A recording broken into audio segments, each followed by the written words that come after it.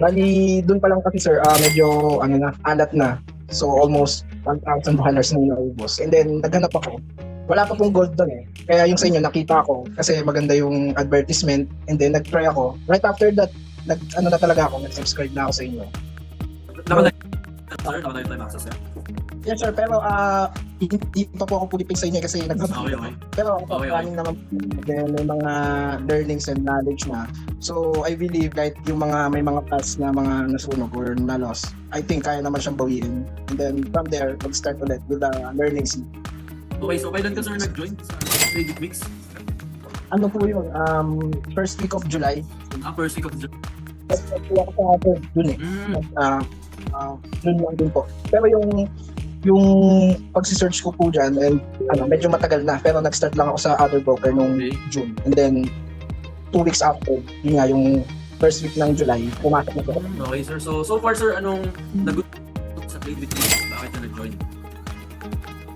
Nung una, akala ko ano lang siya, yung more on signals and like that. And then, yun pala, may mga sinend ka ng mga pang GC like sa Chismita. Actually, masaya siya kahit may mga losses kasi maganda. Masaya yung community eh. Parang yung emotions talagang gumaganda yung sa pagdating sa psychology bilang itong trader. Kasi iba, parang talagang nalulugmok na.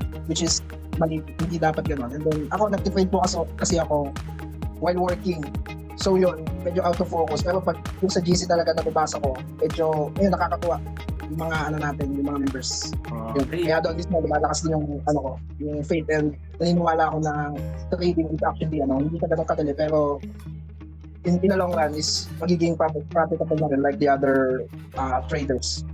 Yun, okay. So, salamat sir sa feedback mo sa community natin. So, laking tulong talaga ng community, lalo na bago ka pala sa trading or nasusunugan ka.